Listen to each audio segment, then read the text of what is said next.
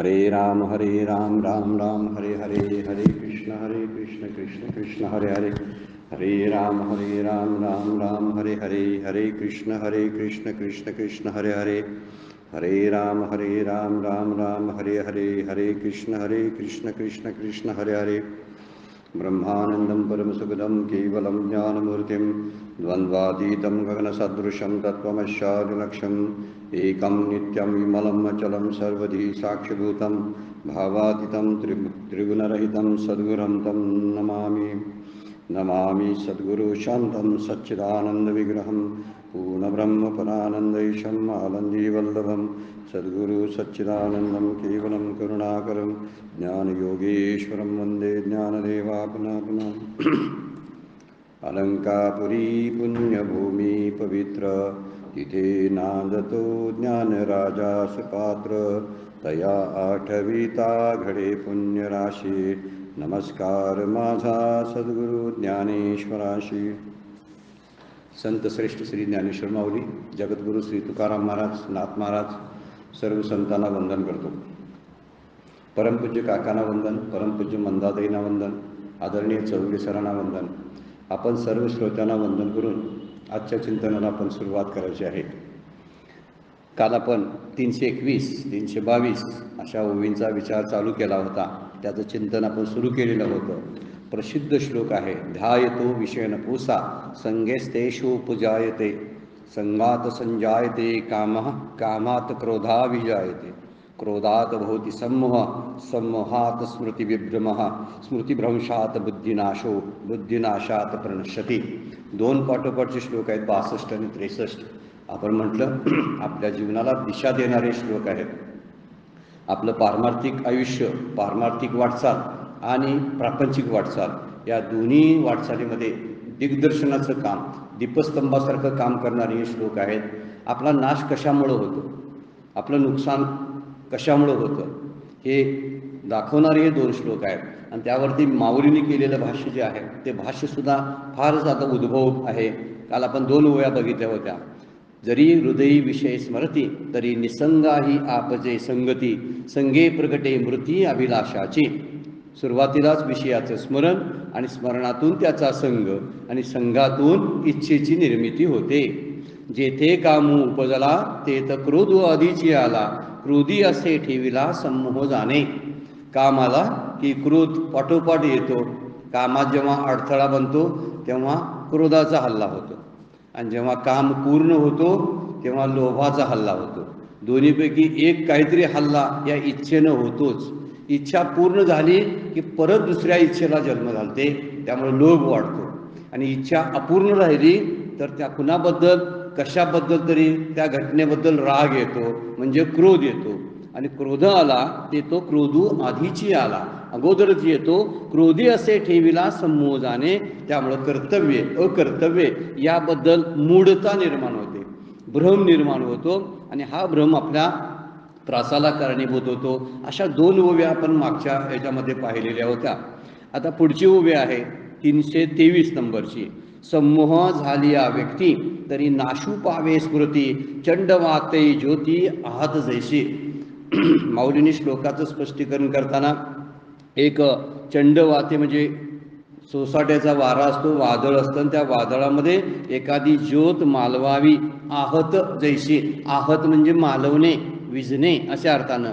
सम्मोह झाली या व्यक्ती, एखादी व्यक्ती जर संमोहित झाली, आपण त्याला हिप्नोटाईज म्हणतो।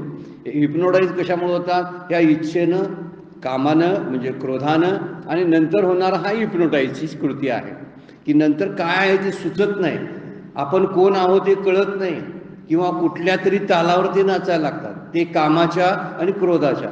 हिप्नोटाईज करणारी व्यक्तीसुद्धा कसे करतात, ऑर्डर देत असते दुसरा कोणतरी आणि हा त्याप्रमाणे वागत असतो। आणि तसाच प्रकार इथं हिप्नोटाईज करणारे कोण आहेत, काम, क्रोध आणि लोभ आहेत, आणि ते हिप्नोटाईज करतात जीवाला, आणि त्यामुळे जीव काय करतो, संमोहित होतो। आणि त्यासाठी माऊलीने दृष्टांत दिलेला आहे, ते म्हणतात चंडवाता ती ज्योती आहात जैशी। भ्रम प्रकट झाला तर शास्त्र गुरु यांच्या उपदेशाची आठवण राहत नाही। याचा अर्थ करताना परमपूज्य खंदारकर महाराजांनी जादाचे शब्द घातलेले आहेत। वास्तविक शास्त्र गुरु यांच्या उपदेशाची आठवण राहत नाही, असा शब्द कुठं ओळीमध्ये नाही, पण त्याने जादाची नेमका समूह होतो. म्हणजे काय तर कशाचीच आठवण राहत नाही.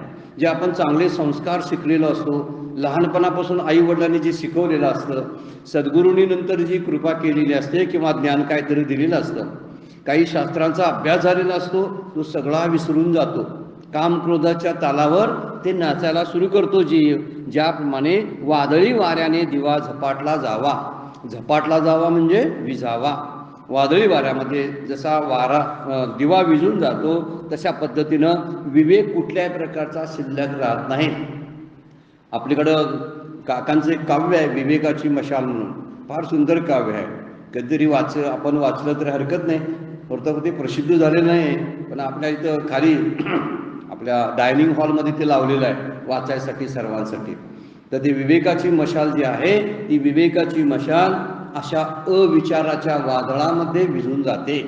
वादळ सुटलेलं आहे अविचाराचं, समूहाचं, काहीही सुचत नाही. अशा वेळी माणसं अगदी भ्रमित होतात. असं अविचाराच्या वादळामध्ये ही विवेकाची मशाल जी आहे ती मशाल विझून जाते. आत्मकल्याण, आत्महित जे आहे त्या हिताला तो पारखा होतो. हित समजत नाही आणि आपलं हित नेमकं कशात आहे ते कळत नाही. कधी कधी संमोहित होतात. आता एक कामानं आणि क्रोधानं या शब्दाचा अर्थ असा होतो की कधी कधी असंच काहीतरी द्रव्य प्राप्त करण्यामध्ये, धन प्राप्त करण्यामध्ये माणसं वेडी होतात. एखादी गोष्ट मिळाली नाही तर अस्वस्थ होतात. हे अस्वस्थ होणं म्हणजे स्वतःच्या विचारांना काय करणं, बंधारा घालणं, विचार थोपवून ठेवणं. आणि ज्यावेळी विचार थांबतात ना त्यावेळी हित सगळं गेलेलं असतं. आत्मकल्याण नावाची गोष्ट राहिलेली नसते. ती व्यक्ती फायद्याचा विचार करते. आणि कुणाचा फायदा असतो, बऱ्याच वेळा कुणाचाच नसतो. त्याला वाटतं हा माझा फायदा आहे, पण बऱ्याच त्याचा नसतो, कुटुंबाचा नसतो, समाजाचा नसतो. असं समाजाचा सुद्धा हिताचा विचार तो करत नाही. एखाद्या छोट्याशा फायद्यासाठी समाज विघातक कृत्य करायला तो मागं पुढं पाहत नाही. म्हणजे कुणाला तरी मारेल, हिंसा करेल. नवीन विचारशक्ती त्याची नष्ट झालेली असते. काही विचार सुचत नाहीत. कशा सुचत नाहीत, जर ते दिवा जो असतो दाखवणारा, वाट दाखवणारा विवेकाचा जो दीप असतो तो दीपच विझलेला असतो. त्यामुळे बुद्धीचं जे जाणं आहे, बुद्धीचं निश्चय करणं आहे, बुद्धीने व्यवस्थित निर्णय घेणं आहे, हे सगळं त्याचं थांबतं. म्हणून माऊलीने एक दृष्टांत दिव्याचा दिलेला आहे. असा सोसाट्याचा वारा. कुठले सोसाट्याचा वारा सुटतो हा, तर हा सोसाट्याचा वारा सगळं त्याचं आयुष्य उडवून उद्ध्वस्त करून जातो. केव्हा तर त्याची विचाराची जी दीप आहे, विचाराचा दिवा जो आहे तोच विझून जातो. विचार करत नाही, तो त्याच्या पुढे जातो निघून. असं अर्थ या 323 नंबरच्या ओळीमध्ये माऊली वापरतात. आणि एक दुसरा दृष्टांत बघा. हा एक दृष्टांत झाला, फार सुंदर दृष्टांत आहे. मला परवा कोणतरी फोनवरनं म्हणतो ते अशा दृष्टांताची सुद्धा एकत्र जर कलेक्शन जर केलं तर कसं होईल. फार छान आहे. काहीतरी कोणत्या तरी दृष्टीनं ज्ञानेश्वरीचा अभ्यास होतो. फार दृष्टांत आहेत ज्ञानेश्वरीत. असं कुठल्या ग्रंथात आपल्याकडे जे ग्रंथ आहेत म्हणजे समोर असणारे इतके ग्रंथामध्ये दृष्टांत फारसे दिलेले नाही. छोटे छोटे दृष्टांत आहेत. पण माऊलीने दिलेले दृष्टांत भयंकर आहेत, जास्त आहेत. भयंकर शब्दाचा अर्थ संख्येनं खूप आहेत. का अस्तमानी निशी जैसी सूर्य तेजाते ग्रासी. दुसरा दृष्टांत बघा.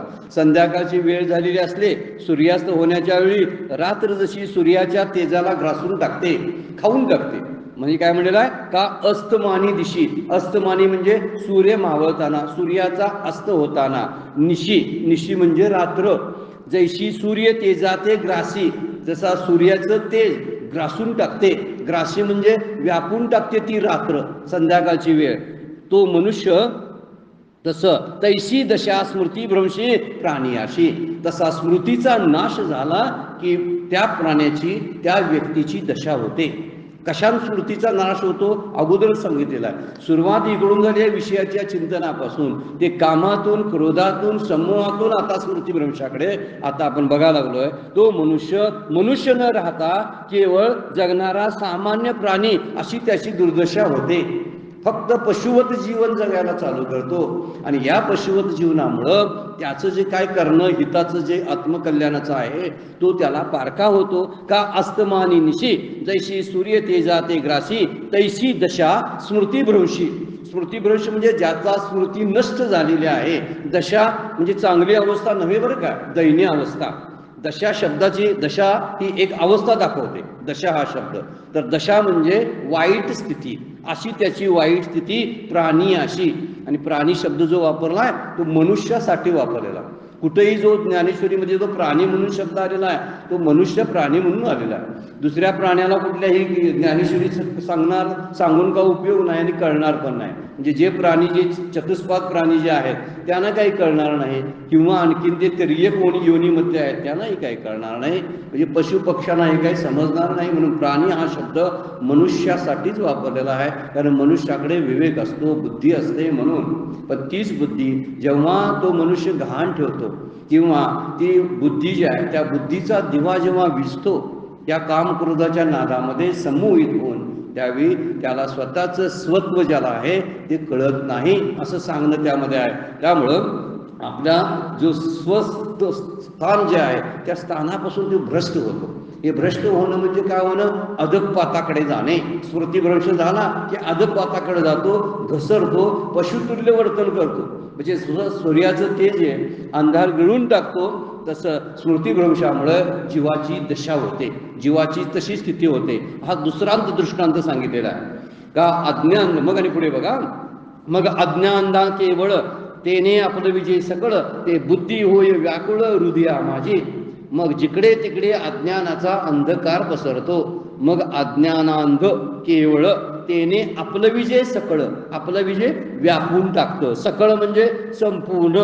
जिकडे तिकडे अज्ञानाचा अंधकार पसरतो, त्या अंधकाराने आपल्या सर्वांना बुडवून टाकलेले असते. त्यावेळी हृदयात बुद्धीला कोणताही विचार न सुचल्यामुळे ती व्याकुळ होते. म्हणजे बुद्धीची व्याकुळता, आणि बुद्धीला समजत नाही काय आणि व्याकुळ होते, तिला काय करावं समजत नाही, असला अज्ञानाचा अंधकार तयार होतो. आणि बुद्धी जी आहे ती सत्वगुणापासून घसरत घसरत तमोगुणापर्यंत येते. आणि तमोगुण म्हणजे काय? अंधकार, दुसरं काय नाही. तमोगुणामध्ये अंधकार असतो, बुद्धी काही काम देत नाही, म्हणून तमोगुण वृत्तीवर येते. सात्विकता आणि रजोगुणी हा खाली बसतात आणि तमोगुण वृत्तीवर येते. म्हणजे अज्ञानाचं आवरण अधिक गडद होतं. असा हा प्रवास एकूण माऊली सांगायला लागलेला आहे. अज्ञानांध केवळ, अज्ञानानं अंध झालेली बुद्धी जे ती सगळीकडे व्यापून राहते.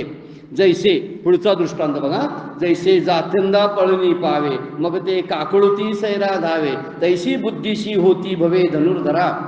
अर्जुना, जसे जन्मांधाला काही विशेष संकटामुळे पळण्याचा प्रसंग आला, जात्यंदा पळणी पावे, पळायला लागतं. पळणी पावे म्हणजे जर जात्यंधाला म्हणजे जन्मता अंध असणाऱ्याला जर पळायची वेळ आली तर पळणी पावे, पळायची वेळ जर आलीच, कुठलं तरी संकट आले म्हणून, मग ते काकुळती सैरा धावे, ते काकुळतीला येऊन कुठं वाटल तिकडं पळत असतं. पण कुठं पळणार, त्याला काय रस्ता माहीतच नाही, कारण दिसतच नाही. पण दिसत नसताना तरी पळत असतं. आता दिसत नसताना पळण्याची जशी स्थिती होते तशी स्मृतिभ्रंशीची होते. फार सुंदर दृष्टांत दिलेला आहे बघा. त्याला अजिबातच दिसत नाही तरी सुद्धा वेगानं पळायला लागलेला. संकटाची चाहूल लागली की तो पळतो जसा, तसं तैसे बुद्धीशी होती भवे धनुर्धरा, तसं त्याप्रमाणे बुद्धीला भवे म्हणजे भ्रम होतात. तशा पद्धतीनं बुद्धी भ्रमित होते, म्हणजे स्मृतिभ्रंश घडतो. तर ऐसा स्मृतिभ्रंश घडे, मग सर्वता बुद्धी अवघडे, ते समूळ हे उपडे ज्ञान जातं. उपडे म्हणजे समूळ नष्ट होतं, म्हणजे मुळापासून उकडून टाकणं, याला उपडे शब्द वापरला आहे. ज्याप्रमाणे स्मृतिभ्रंश झाला असता बुद्धी विचारहीन झाल्यामुळे सर्व बाजूने अवघडून जाते, त्यावेळी हे सांख्य कर्मयोगाचे शास्त्र आणि गुरु या मुळासकट संपूर्ण ज्ञान उपटले जाते. ऐसा स्मृतिभ्रंश घडे, असा स्मृतिभ्रंश झाला मग सर्वता बुद्धी अवघडे, म्हणजे बुद्धी अडचणीत येते. अवघडे शब्दाचा अर्थ अडचणीत येते, ते समूळ हे उपडे ज्ञान जातं. ते समूळ असणारं ज्ञानाचा जो भाग आहे तो संपूर्ण नष्ट होतो. ध्येयहीन माणूस होतो, कुठल्याही प्रकारचं ध्येय राहत नाही. ज्यांच्याकडे ध्येय नाही ना, तर त्याला त्याच्यापेक्षा एखादी गोष्ट कुठं वाटत तर ध्येयहीन जात असतात. तसा प्रकार तो घडतो की स्मृतिभ्रंश झाला की ध्येयहीन माणूस होतो, बुद्धीला अंधत्व येतं. आई वडिलांनी शिकवलेली शिकवण, श्री गुरूंची शिकवण, सगळी शिकवण तो विसरून जातो. आपण कोण आहोत, कुठे आहोत, काय करतोय याचं त्याला भान नसतं. मनोबोधामध्ये फार एक सुंदर श्लोक आहे बघा. ते काय म्हणतात? सुख सुख म्हणता हे दुःख ठाकून आले, भजन सकळ गेले चित्त दुश्चित झाले, भ्रमित मन कळेना हित ते आकळेना, परम कठीण देही देह बुद्धी वळेना. फार सुंदर श्लोक आहे या संदर्भातला, या ओवीला लागू पडलेला आहे. भ्रमित मन कळेना हित ते आकळेना, आपलं हित नेमकं कशात आहे याची जाणीवच तो हरवून बसतो स्मृतिभ्रंश झाला की. आणि स्मृती ही बुद्धीच्या पलीकडची गोष्ट आहे बरं का, आणि बुद्धीच्या जवळ राहते आणि फार सुंदर आहे, शुद्ध आहे ती स्मृती. ही स्मृती शेवटच्या मृत्यूपर्यंत जर शिल्लक ज्यांची राहते त्यांना मृत्यूबद्दलची बरीचशी गोष्ट आत्ता मी मरायला लागलोय याची जाणीव सुद्धा राहते. मृत्यूच्या समय ही स्मृती असायला पाहिजे, पण स्मरण नसते आपण मरायला लागलोय हे. बरेच जण माणसं जी आहेत ना ती मूर्छेमध्ये जातात, कोमामध्ये जातात शेवटच्या क्षणाला, आणि त्यामुळं मरताण्याची स्थिती त्यांना अनुभवता येत नाही. आता मरताण्याची स्थिती अनुभवणे म्हणजे व्याकुळता नव्हे, जर काहीतरी थोडा शास्त्राभ्यास झाला असेल, चिंतन झालं असेल तर ही स्मृती शेवटच्या क्षणाला फार उपयोगाची असते. ज्यावेळी शास्त्र आठवेल, श्री गुरूंचा उपदेश आठवून देणारी ही स्मृती असते. पण ही स्मृती जर अंधकारानं जर व्यापली, जसा हे बुद्धिमांद्य जे तयार होतं त्या बुद्धिमांद्याच्या अधिपत्याखाली जर ही स्मृती आली तर काही सुचत नाही, हित ते आकळेना, परम कठीण देही देह बुद्धी वळेना. जी देहबुद्धी आहे त्या देहबुद्धीवर राहतो, या देहबुद्धीतून तो बाहेर पडतच नाही. इतका क्रोधातून, कामातून, क्रोधातून, या समूहातून स्मृतिभ्रंशाकडे तो जातो आणि त्यामुळे त्याला काही सुचत नाही. आणि अशा स्थितीमध्ये पुढची ओवी काय म्हणतात बघा, आणखीन एक दृष्टांत. चैतन्याच्या भ्रंशी, चैतन्य शब्द प्राणासाठी वापरलाय बरं का, आत्म्यासाठी नव्हे. चैतन्याच्या भ्रंशी, कारण भ्रंश होत नाही आत्म्याचा, त्यामुळे चैतन्य म्हणजे आत्मा असा नेहमीचा जो जनरल त्याचं मिनिंग आहे ते इथं येत नाही. चैतन्याच्या भ्रंशी शरीरा दशा जैशी तैशी पुरुषा बुद्धिनाशी होय देख. जसा बुद्धीचा नाश झाला तर कसा होतो, जसा प्राण शरीरातून निघून गेला तर काय होईल, प्राण निघून गेल्यानंतर जशी शरीराची दुर्दशा होते त्याप्रमाणे बुद्धिनाश झाला असता पुरुषाची दुर्दशा होते. कुठल्याही व्यक्तीची दुर्दशा होण्याला कारण आहे तर ही बुद्धिनाश. त्यामुळे बुद्धी संपले की त्यामुळे विचार होत नाही, बुद्धी चुकीचं समर्थन करायला जातं. पहिल्यांदा आक्रमण जे होतं ते इंद्रियावरती होतं विचारांचं, म्हणजे चुकीच्या विचारांचं, नंतर मनावर होतं आणि नंतर बुद्धीवर होतं. आणि ज्यावेळी बुद्धीच भ्रष्ट होते ना त्यामुळे स्मृती जी आहे ती स्मृती सुद्धा नाहीशी होते. खरं स्मृतीचं काम आहे काय माहिती आहे का, आत्म्याचं स्मरण करून देणं. मी देहरूप नाही तर आत्मरूप आहे, मला सुखाची गरज नाही, मी सुखरूप आहे अशी आठवण करून देणारी जी असते त्याला बुद्धीच्या पलीकडे राहायला नाही ती स्मृती असते. स्मृती ती आठवण करून देते. पण जेव्हा स्मृतीचाच भ्रंश होतो त्याला उदाहरण दिलंय, जसा प्राण शरीरातून निघून जातो आणि त्या शरीराची दशा जशी होते तशी दशा बुद्धिनाशानंतर त्या एखाद्या जीवाची किंवा त्या पुरुषाची होते. त्यामुळे स्मृती नष्ट झाले की जे स्मरण नष्ट होतं, आणि बुद्धी जी आहे ही बुद्धी सद्गुरूंनी दिलेल्या उपदेशाचं सुद्धा स्मरण निघून जातं. काय मला शिकवलं होतं ते सुद्धा त्यांना कळेल असं होतं, मुळातून ज्ञान ते निघून जातं. आणि त्यामुळं याला कारण एक उपनिषदातला श्लोक आहे, आहारावर अवलंबून असलेला आहे. आहारामुळे स्मृती कशी तयार होते, आत्म्याचं स्मरण नष्ट होतं याचा विचार सांगितलेला आहे. आहार शुद्धो सत्वशुद्धी, सत्वशुद्धो ध्रुवा स्मृती, स्मृती लभ्ये सर्व ग्रंथीन प्रमोक्ष. विप्रमोक्ष शब्दाचा अर्थ मुक्त होतात, सगळ्या ग्रंथी सुटून जातात. केव्हा, जेव्हा स्मृती जी आहे ती स्थिर होते. ध्रुव स्मृती, ध्रुव म्हणजे स्थिर होते.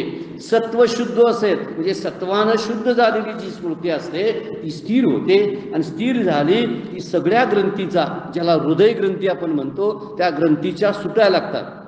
गुरु सोडवी गाठ लिंग देहाची, असा एक ज्ञानेश्वरांचा अभंग आहे बघा. गुरु हा संत कुलीचा राजा, अशी सुरुवात आहे अभंगाची. आपण ते गाथेमध्ये, ज्ञानेश्वरांच्या गाथेमध्ये बघू शकता.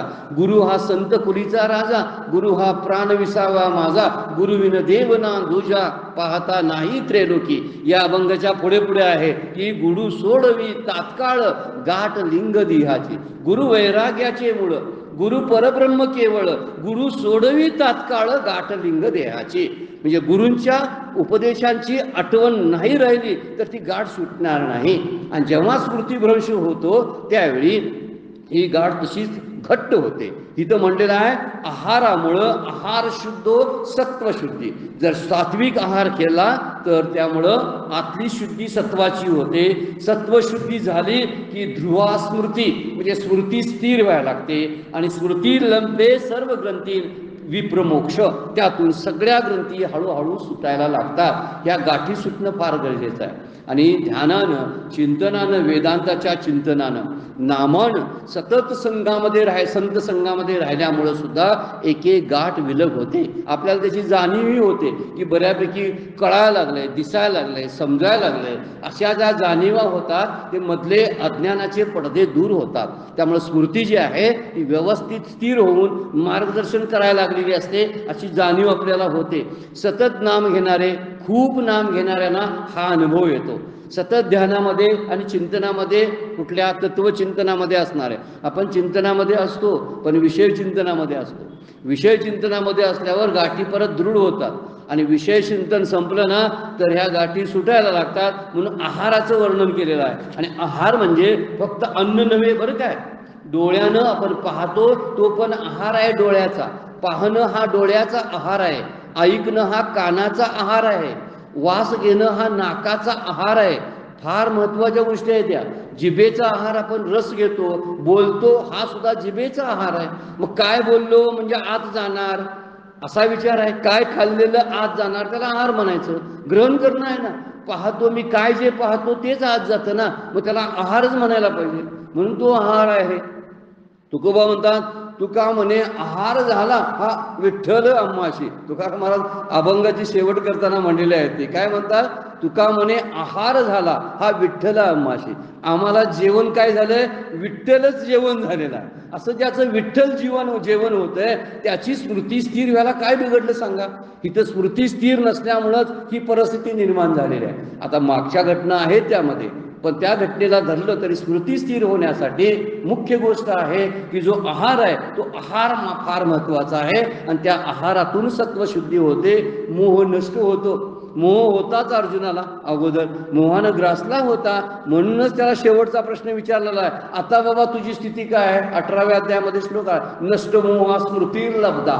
स्मृतीर लब्धा, मला स्मृतीची प्राप्ती झाली. किती अवघड गोष्ट असेल बघा. मोह संपल्यानंतरच स्मृतीची प्राप्ती होते. आपल्याला वाटते बुद्धी म्हणजे स्मृती स्मरण, त्याला मेमरी शब्द वापरतात. फार अगदी तुटक असा शब्द, अगदी कमकुवत असा मेमरी हा शब्द आहे. त्याला स्मृती शब्द आहे ना संस्कृतचा, तोच करेक्ट शब्द तिथं बसतो. आणि स्मृती शब्दाचा अर्थ आहे बुद्धीच्या पलीकडे राहणारी ती गोष्ट आहे. त्यामुळे बुद्धीच्या पलीकडे असणारी स्मृती शुद्ध व्हायला लागते आणि ती स्थिर व्हायला लागते. जेव्हा अशी स्थिर होते तेव्हा अर्जुन म्हणतो नष्ट मोहा स्मृती लब्धा तत्प्रसादात मया चिता.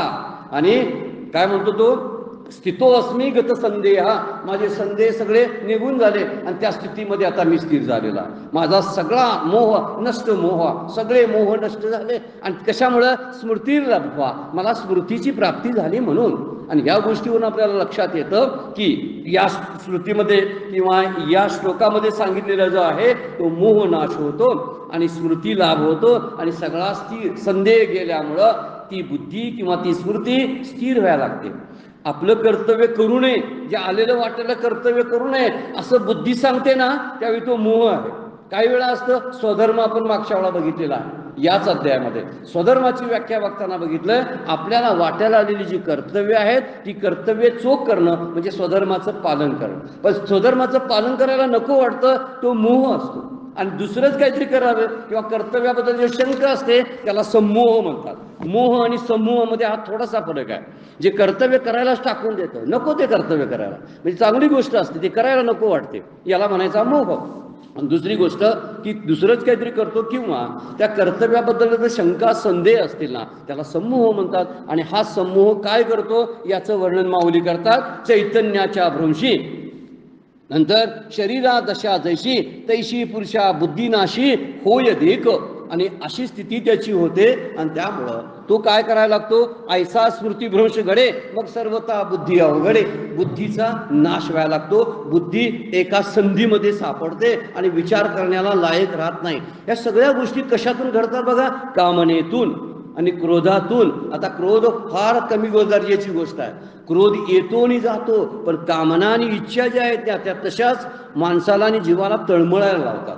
ही तळमळ जी आहे ना ती फक्त कामनेतून असते. त्यामुळं याच्या चिंतनातून, इच्छेच्या चिंतनातून बाहेर पडायला फार गरजेचं आहे. उदाहरण दिलेलं आहे बघा, लोक सिनेमाच्या थिएटरमध्ये जातात आणि सिनेमाच्या थिएटरमध्ये गेले तर तिथे एखादा सीन समजा जळायला लागले, काहीतरी पेटायला लागलेलं आहे, कुणीतरी पेटवलेलं आहे, घर जळायला लागलेलं आहे. आता घर जळायला लागले म्हणून लोक पाहत असतात, फक्त बघत असतात त्या घराकडे, जळणाऱ्या घराकडे. पण तिथं सुद्धा आग विझवणारे बंब, सिलेंडर तिथंच असतात, पडद्याच्या जवळच असतात बघा ठेवलेली. कारण काय चुकून आग लागली तर थिएटरमध्ये तर लोकांनी त्या बंबाचा वापर करावा म्हणून तिथं ती ठेवलेली असतात. पण त्यात ती समोर बसलेली माणसं कोण उठत नाही आणि तो बंब घेऊन विझवायला पडद्यावर पाणी मारत नाहीत किंवा ते गॅस सोडत नाहीत. का? तर त्यांची एक निश्चित स्थिती असते, हे जळणारं जे दृश्य आहे हे असत्य आहे, हे मिथ्या आहे, हे खरं नाही, अशी स्थिती असते ना. नाहीतर उठले असते सगळे लोक थिएटरमधले, अरे आग लागली, पडदा पेटायला लागलाय बघा. आणि पडदा पेटत नाही तर पडद्यातलं दृश्य जे भासमान दृश्य आहे ते दृश्य पेटायला लागलेलं आहे आणि ते खरं नाही, याची स्थिती निश्चित झालेली असते. तो फक्त बघत बसतो, काही हालचाल करत नाही, अशी स्थिती असते. आता तो सीन संपला, पुढला दुसरा सीन सुरू झाला. आता पेटत्याला सीन संपला पडद्यावरला आणि दुसरा सीन सुरू झाला. त्या सीनमध्ये एक अल्पवस्त्रातली स्त्री आहे आणि ती अंघोळ करते आहे. आणि ती अंघोळ करणारी स्त्री ज्यावेळी बघतो एखादा प्रेक्षक, त्याच वेळी त्याच्या मनामध्ये विकार जागृत व्हायला सुरुवात होते. आता तो काय झालं, मगाचा सीन, मगाचा विचार जो होता तो विसरला आणि त्या दृश्याला आता सत्यत्व दिलं त्यानं, म्हणून विचलित झाला. सोपी गोष्ट आहे बघा, 1-2 सीनचे फक्त विचार करायचा. हे स्वतः आपल्या अनुभवातली गोष्ट आपण विचार करायला लागलोय. दोन्ही सीन आपल्या अनुभवातले आहेत. आपण टीव्हीवर पाहत असतो, काहीतरी आग लागली म्हणून उठून आपण काय त्याच्यावर पाण्याची बादली होतच नाही टीव्हीवरती, पेटला टीव्ही म्हणून, असं नाही करत. पण त्यातली दृश्य जर विचलित करणारी जर दृश्य असतील ना तर निश्चित मनामध्ये मनोविकार जागृत करू शकतात. मग मनोविकार जागृत केव्हा होतात? जर दृश्याला सत्य मानलं तर मनोविकार जागृत होतात आणि बुद्धी भ्रष्ट होते आणि नको ते उद्योग करायला लागते. आणि जर त्या दृश्याला मिथ्या मानलं तर त्याच्या काहीच हालचाली नसतात, निवांत असतो तो. मग समोर काहीही घडो, म्हणून आसक्ती ज्याची संपली, कामना ज्याची संपलेली असते, तो स्थितप्रज्ञ जो झालेला असतो त्याची जगाबद्दलची मिथ्यात्व दृष्टी असते आणि त्यामुळे तो काहीच करत नाही. इथं चैतन्याचा भ्रंश होते म्हणून सांगितलेलं आहे, चैतन्याच्या भ्रंशी आणि बुद्धी काय करते त्याची दशा अशी होते म्हणून सांगितलेलं आहे. किंवा ऐसे स्मृतिभ्रंश घडे मग सर्वता बुद्धी अवघडे, हे समूळ हे उपडे ज्ञानजात. ज्ञानजात म्हणजे आत असणारी जी स्थिती आहे ती त्याची नष्ट व्हायला लागते आणि तो त्याला खरं वाटायला लागतं. जेव्हा आसक्ती दृढ होते तेव्हा जग सत्यतेनं प्रतीतीला येतं. जग जोपर्यंत सत्य वाटतं तोपर्यंत जगानं केलेली निंदा खरी वाटते, जगानं केलेला अपमान खरा वाटतो किंवा जगापासून होणारा त्रास खरा वाटायला लागतो. आणि जग जेव्हा मिथ्या ठरतं तेव्हा त्याला त्याच्याबद्दलचा त्रास निघून जातो, त्याच्याबद्दलचा मोह निघून जातो, मोहामुळे होणारा संमोह निघून जातो, संमोहामुळे होणारा स्मृतिभ्रंश राहत नाही आणि तो स्थितप्रज्ञाची अवस्था भोगतो. आपण स्थितप्रज्ञाबद्दलचा विचार करायला लागलोय. त्यामुळे कर्तव्याचे मोहक रूप घेऊन ही आसक्ती आपल्या समोर येते कधी कधी. माझं हे कर्तव्य आहे बरं का, आता मुलांचं काहीतरी मला करावं लागणार, हे माझं कर्तव्य आहे. पण काही कर्तव्यांना मर्यादा राहते, ती मर्यादा आपण विसरून जातो आणि कर्तव्यानंतर आसक्तीत रूपांतरित होतात आणि त्या आसक्तीत रूपांतरित झालेली कर्तव्ये आसक्तीच्या रूपामध्ये दिसत नाहीत तर कर्तव्याच्या रूपामध्ये दिसायला लागतात. चिंतन करायला पाहिजे बरं का याच्यावरती, या वाक्यावरती चिंतन करायचं. मी कर्तव्य कर्तव्य कर्तव्य म्हणतो ना, माझ्या मुलाची जबाबदारी, माझ्या नातवंडाची माझ्या नातलगांची जबाबदारी, माझ्या घराची जबाबदारी म्हणजे काय नेमकं, ह्याला विचार केला पाहिजे. काय आसक्ती आहे ती माझी, हा विचार करायला पाहिजे. आपण करत नाही, ते कर्तव्य म्हणून करायला जातो तर मुळात ती आसक्ती असते. कर्तव्याचं रूप घेऊन आसक्ती आपल्या डोक्यावर बसते, समजत नाही. त्यामुळं या हव्यासातून अविवेक जन्माला येतो आणि काही समजतच नाही. शूर्पणखा किती सुंदर रूप घेऊन आली होती राम आणि लक्ष्मणाच्या पुढे, आणि शूर्पणखा एवढं मोहक रूप असताना सुद्धा ते दोघे बिचारे राजकुमार बोलले नाहीत. पुतना आली होती सुंदर रूपामध्येच बाळाला दूध पाजण्यासाठी, पण भगवान श्रीकृष्ण भुलले नाहीत. स्थितप्रज्ञांचं लक्षण असं आहे. स्थितप्रज्ञ अशा मोहक रूपाला, कर्तव्याचं आसक्तीत रूपांतर झालेल्या ज्या आसक्तीला अजिबात भुलत नाहीत. ते स्वतःला विसरत नाही. स्वतःला न विसरणं म्हणजे आसक्तीतून बाहेर पडणं आहे. आपण स्वतःला विसरतो त्याच वेळी चुका करतो. ज्यावेळी स्वतःला आपण लक्षात ठेवतो त्यावेळी चुका होत नाहीत. तिथं सावधानता असते. सावध साक्षीपेनी दक्षपणा जो आहे, जो दासबोधानं आपल्याला सांगितलेला आहे, त्या तात्काळाची मोक्ष म्हणजे काय, तर त्या ठिकाणी सावधानता असते. आणि सावधानतामध्ये प्रमाद घडत नाही, मोह होत नाही, आणि मोहातून समूह आणि समूहातून स्मृतिभ्रंश होत नाही. अशा सगळ्या त्या पायऱ्या आहेत. आणि या पायरीवरून आपण जर जायला लागलो तर हव्यासातून हा अविवेक जन्माला येतो, स्मृती नष्ट होते, स्वधर्माचा विसर पडतो, आणि ती व्यक्ती मोक्षापासून दूर राहते. म्हणजे आत्मघात, प्रणश्यती. श्रुतिभ्रशात बुद्धिनाशो, बुद्धिनाशात प्रणश्यती. शेवटचा शब्द त्यासाठी आला. प्रणश्यती म्हणजे नाश होतो, म्हणजे आत्मघात शेवटी होतो. आणि हा आत्मघात जर वाचवायचा असेल तर मोह जे आहे किंवा आसक्ती जी आहे, त्या आसक्ती किंवा प्रपंचाला जे सत्यत्व देणं आहे, ते सत्यत्व देणं आपण काढलं पाहिजे. तेव्हा आपल्याला खऱ्या अर्थानं आपण त्यातून बाहेर पडू. आसक्ती कशी असते? एका न्यायाधीशाचं उदाहरण देतात. जो न्यायाधीश कित्येक लोकांना फासावर चढवलेलं होतं, कडक कडक अशा शिक्षा त्या न्यायाधीशाने दिलेल्या होत्या. पण दुर्दैवानं त्याच्याच पोरग्याला शिक्षा देण्याची वेळ आल्यानंतर तो स्पष्टीकरण द्यायला लागला. अहो अशा फाशीच्या शिक्षा देणं म्हणजे हा चुकीचा प्रकार आहे. एखाद्या माणसाला आपण सुधारण्याची काय वेळ दिली पाहिजे, थोडासा अवकाश दिला पाहिजे, असं बोलायला लागला तो. आता का बोलायला लागला तसं? स्वतःच्या पोराला फाशी द्यायची वेळ आल्या म्हणजे स्वतःच्या मुलाची आसक्ती आहे म्हणून तो बोलतो. समजा तो स्वतःच्या मूल नसेल समोर आणि दुसरा एखादा चोर असेल तर बिनधास्त फासाची शिक्षा तो देतो. याचा अर्थ आहे आसक्तीच थोपवते आपल्याला. आसक्ती वाटचाल करू देत नाही. आसक्ती विचार बंद करून टाकते. विचार करणं थांबतो. त्यामुळं आसक्तीमुळं चुकीचे विचार तयार होतात. या सगळ्या गोष्टीचा विचार करणं फार गरजेचं आहे. आणि म्हणून त्यामध्ये म्हणलेलं आहे, प्राण गेल्यावर सुद्धा जशी शरीराची दशा होते तसं धन किंवा पद, प्रतिष्ठा, लोकप्रियता, ह्या सगळ्या गोष्टी ज्या आहेत हे माझा प्राण आत शिल्लक आहे म्हणून आहे. मागच्या वेळेला आपण चिंतन केलं होतं त्याच्यावर. आत्मा आनंद आहे, आत्मा माझ्या शरीरामध्ये राहतो म्हणून या सगळ्या गोष्टी मला प्राप्त होतात. भगवंत माझ्या हृदयामध्ये आहे म्हणून या मला गोष्टी प्राप्त होतात. याची जाणीव असली फार गरजेचं आहे. त्यामुळे चैतन्य जर गेलं, आतलं चैतन्य जर गेलं तर माझी प्रतिष्ठा आणि पद काय उपयोगाचं सांगा बघू. म्हणून माऊली म्हणतात, चैतन्याच्या भ्रंशी शरीरा दशा ऐशी. जरा धरूया उलटा अर्थ आपण. इथं चैतन्य म्हणजे प्राण आहे. आता चैतन्य म्हणजे आत्मा आपण घेऊया. जर चैतन्य म्हणजे आत्मा जर शरीरातला निघून गेला तर त्या शरीराची दशा काय होईल? मला जे पद प्राप्त होतं, मला जे धन माझ्याकडे होतं, त्या धनाचा उपयोग काय सांगा. मी आणखीन खूप सर्टिफिकेट मिळवलेले आहेत. माझी आता फाईल भरलेली आहे. खूप सर्टिफिकेट नोकरीच्या कालावधीमध्ये मिळालेली होती, त्याची फाईल आहे. आता माझ्या मृत्यूनंतर माझी पोरं बायको काय करेल ती? आता त्यांच्या त्या तिरडीवर ठेवायची राहू द्या, पण नंतर आपण जाळून टाकू. कशाला फायलीचं अडचण म्हणून टाकून देतात ना सगळं. कशामुळं? शरीरच त्यातला आत्माच गेला तर शरीराची दशा अशी होते.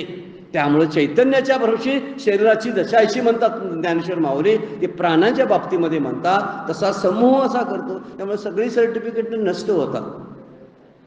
सगळी सर्टिफिकेट जातात. मी ऐकलं एकाकडून, सगळी सर्टिफिकेट जातात, एकच सर्टिफिकेट उपयोगाला येतं, ते डेथ सर्टिफिकेट असतं. त्याचाच वापर सगळे नातलं करत असतात. उरलेली पहिली सर्टिफिकेट सगळे त्यांचे मान सन्मान सगळे जाळून टाकतात. बाकी काही त्याचा उपयोग नसतो. काय करायचं असतं तो? आणि माणूसच नसतं त्यावेळी काय उपयोग आहे त्याचा? ह्याचा विचार जेव्हा जेव्हा आपण करायला लागतो ना, तेव्हा हे डेथ सर्टिफिकेट पण ठेवतात. का ठेवतात? आईवडिलांची आठवण, आजाजींची आठवण म्हणून नव्हे, तर वाटण्या करण्यासाठी, नावावर चढवण्यासाठी डेथ सर्टिफिकेट लागतंय म्हणून ठेवतात. याचा अर्थ तो घेतला पाहिजे. म्हणून इथं म्हणलेलं आहे की इथं एक चैतन्याचा भ्रंश झाला तर शरीराला लायकी जर राहत नाही. म्हणून ऐके अर्जुना, 329 नंबरच्या ओवीमध्ये माऊली काय म्हणतात? म्हणून अर्जुना तू ऐक, म्हणून ऐके अर्जुना, जैसा विस्फुलिंग लांगे इंधना, मग तो प्रौढ झाली या त्रिभुवना पुरवा न शके. एखादी साधी ठिणगी सुद्धा त्रिभुवनाला जाळण्याच्या का उपयोगाला येऊ शकते किंवा त्रिभुवन जाळू शकते. एक ठिणगी, आपण म्हणतो छोटीशी आग, पेटीतली आग काढीची असते, किती छोटी असते, पण घर सुद्धा जाळू शकते. घर नव्हे, गावच जाळू शकते. सगळे गावातली सगळी घरं, नगरातली सगळी घरं जाळू शकते. आपण आहे केवढी ती, एवढी छोटीशी. तसं आहे अर्जुना, ऐक, जशी अग्नीची लहानशी ठिणगी इंधनाला लागली, मग तो अग्नी मोठा झाला तर त्रिभुवनालाही जाळण्यास पुरेसा होतो. सगळं त्रिभुवन जाळू शकतो एक ठिणगी जी असते ती. आणि ही ठिणगी कशाला म्हटलेली आहे माहिती आहे काय? विषयाचे ध्यान. पहिला सुरुवात केलेली आहे ना, इथं म्हणतात ध्यायतो विषयन पुसा. ही धोक्याची सूचना सुरुवात आहे. सुरुवातली पहिली पैंडी आहे ही खाली घसरायची. आपण हळूहळू टप्प्याने येतो की ध्यायतो विषय न पुसा, म्हणजे विषयाचं ध्यान. ही ठिणगी एकदा लागली की सगळं घर किंवा सगळं नगर जाळू शकते. कुठलं तर पुढे होणारे काम, नंतर त्यातून क्रोध, क्रोधातून समोह, समोहातून स्मृतिभ्रंश, स्मृतिभ्रंशातून बुद्धिनाश, बुद्धिनाशातून आत्मघात.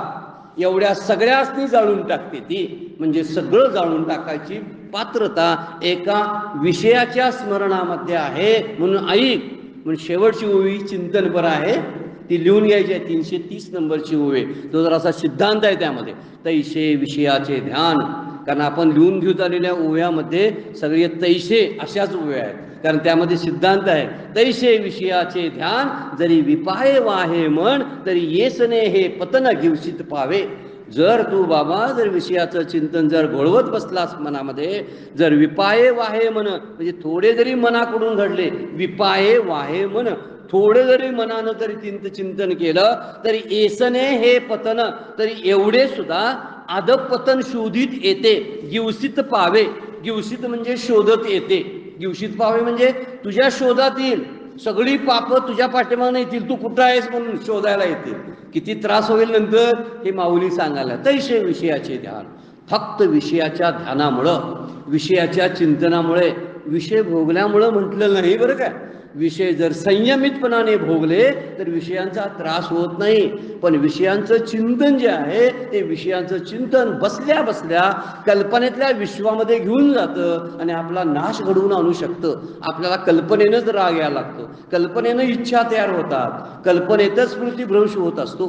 जर अशा गोष्टी घडू नयेत असं वाटत असेल, न कळत झालेले विषय ध्यान, न कळत म्हणलेले जरी विपाये वाहे म्हणा, तरी न कळत जरी ध्यान झालं तर त्याचं अधपतन शोधतं. तसं हे चिंतन आपण होतं.